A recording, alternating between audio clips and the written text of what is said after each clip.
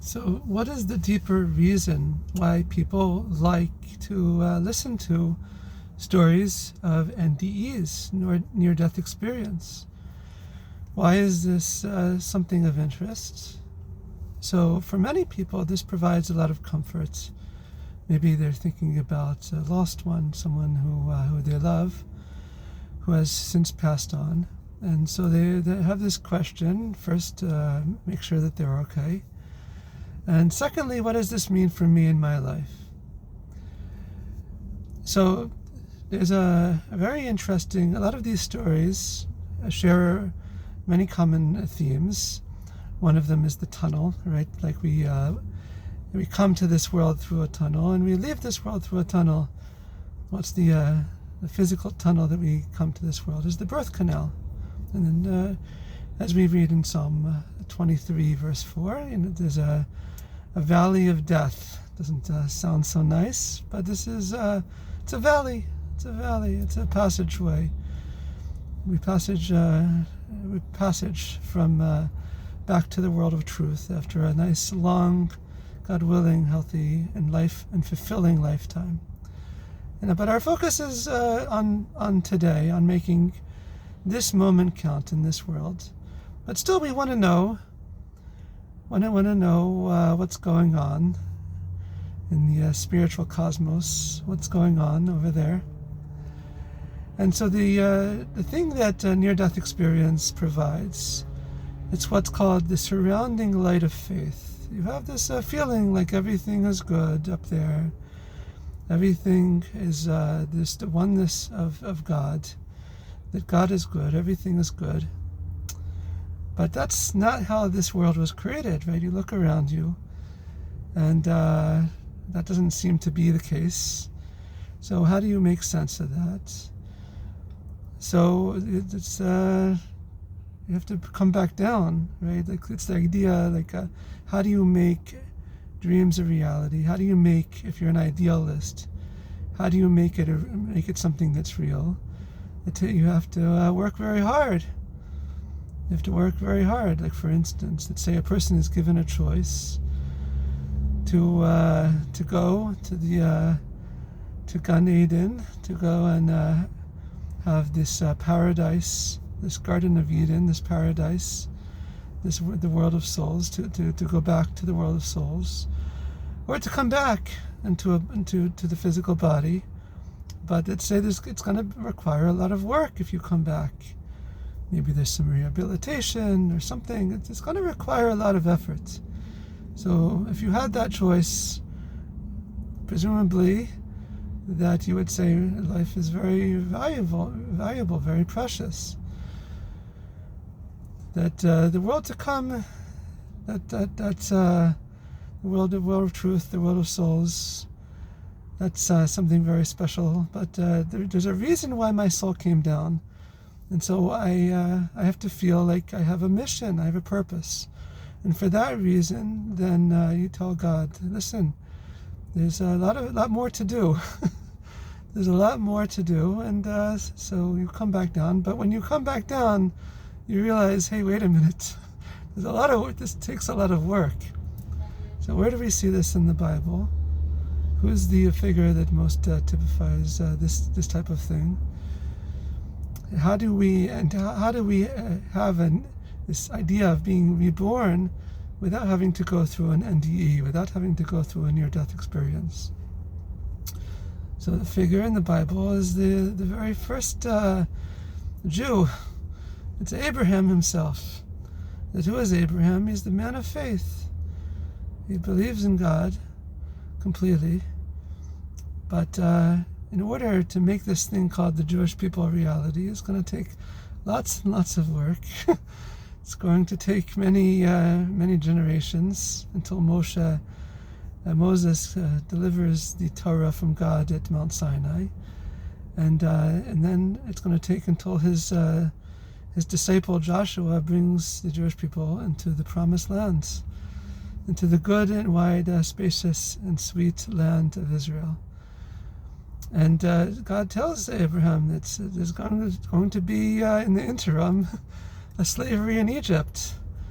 And 400 years It actually turned out to be less because of God's kindness. It turned out to be, according to a number of opinions, 210 years. Different opinions about how many years it was. But there's going to be this period of slavery in Egypt, of bondage. But eventually you're going to come out. You're going to be freed. Your people are going to be freed. And you're going to receive the Bible at Sinai. You're going to go into the land of Israel. This is the Jewish people. It's going to take a lot of effort. So in terms of the prophecy to Abraham, this was that your people would be slaves in Egypt. It would have to go through an exile. But then Moses came along and was the redeemer of the Jewish people. So the idea of leaving one's body, going into the world of souls, seeing that everything is good up there, that's the idea of faith. In terms of faith, that you, no matter what happens, everything is from God, and everything is good, no matter what happens. But in reality, you want to say that some things are good and some things are bad. You want to say that there's a preference that you want to favor good. You want to feel like your life is about bringing more goodness, revealing more goodness into the world. That there's the reality you believe is good, but where is it? Where do I see that? So it takes a lot of effort. So Abraham had 10 tests, culminating in his the binding of his son Isaac, being willing to give up everything in order to reveal God in this world. And so thankfully we don't have those type of tests presented to us. Typically the test that we have is one of willingness. We have to have a desire to reveal God in the world, that people need it. There's people that are lacking. I mean, they feel like they're lacking. People that feel like they are in a state of darkness, of confusion.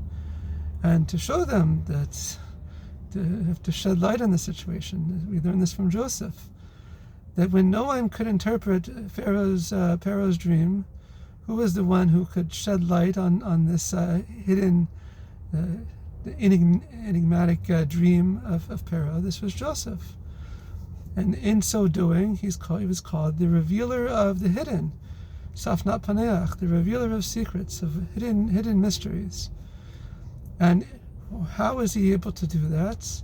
How was he able to reveal, to interpret correctly the dream, Pharaoh's dream about the 7 years of 7 years of plenty and the 7 years of famine? How was he able to correctly interpret this dream? Is because he stayed pure and holy in Egypt. Right? He withstood the test of seduction. He was in the house as a slave to the chief executioner. You had an executioner it's an executioner. So he was in the house of the chief executioner, and that person's wife kept on trying to seduce Joseph day after day. And eventually Joseph ran away, and the wife was embarrassed. The husband had to protect his wife's dignity, probably. Different ways to interpret that, but that's one way to say it. And so he was thrown into the dungeon, even though it seems like Potiphar liked Joseph, but he was thrown into the dungeon. And then years later, here he is, Joseph arriving on the scene, being the one and only to be able to correctly interpret Pharaoh's dream. And so what do we learn from that? Throughout, Joseph was a man of faith. He believed that God was with him in the pit that he was sold, in the dungeon, wherever. God was with him everywhere. And as a result, he remained positive. But it's not just enough to be positive. You can be positive and not do anything. You can have faith and not do anything. So what did Joseph do? Let's say that the Pharaoh saw that Joseph's interpretation of his dream was light-filled. It was the correct interpretation because it shed light on this confusion. To shed light means you realize that there's a clear path ahead. right? Everything seems knotted and confused, but if you shed light, that means there's a clear path ahead. So Pharaoh saw that there was a clear path ahead, and so he appointed Joseph to be the one to do it, to make a plan of action. So that's the best. The best is when you vest the idealist to actually make a plan of action. Right? Otherwise, what's so good with these thoughts? What's so good with these ideas if you don't do anything with it? So that's the lesson. It's the lesson of this gift of life that we're given. That every breath we take is a gift, and we don't have to have an NDE to feel that it's a gift. But it's going to take a lot of work and effort to reveal the goodness of creation. But this is why we're here. We're here for a mission. This is why our soul came down, for a mission and purpose, to fulfill that mission and purpose. So it goes back. It goes back to Abraham. It goes back to the patriarchs and the matriarchs of the Jewish people. It goes back to Moses, and it goes to us today. So in 1927, the sixth Lubavitcher Rebbe, Rabbi Yosef Yitzchak Schneerson, was put into prison in Russia for spreading education. And today, on the 13th of the month, the Hebrew month of Tammuz, he was freed. So what can we learn from that?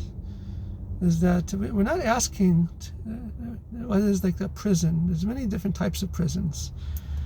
It was a prison in Egypt, right? Where to be slaves is a prison, and so we want to be free. We want to be free men as we celebrate on Passover. We want to celebrate the Passover Seder. So how are we free, men and women and children? How do we become free? As we serve God freely, to fulfill our mission and purpose. That's to serve freely. But we have to know that there's people in need of helping, and that we have to be heroic, and it's not easy to be there for other people. But that's why we're here. So that's the lesson of what's the lesson of Rabbi Yosef Yitzchak Schneerson? This idea of being freed from prison is that to experience that freeing without having to leave our body. That our body is also a confine, but it's a good confine. Hopefully you all should live very good, healthy years, very long lifetime, and there's some good confines. So there's like laws to follow. God has laws for us in the Bible. There's things we need to follow. But those are very good, because it's just like it's good for a soul to be in the body. So too there's a manual to follow, and that manual is the Bible itself. So the goal is not to be up there in the clouds in some type of a spiritual realm. The point is to come. We're here in the world, and we have to make this world godly and to reveal the goodness of this world. And to have in mind that there's many, many, many people, billions of people, a lot of people in this world that benefit as a result of our actions, that stand to benefit as a result of our actions. So thank you. May your service be reborn.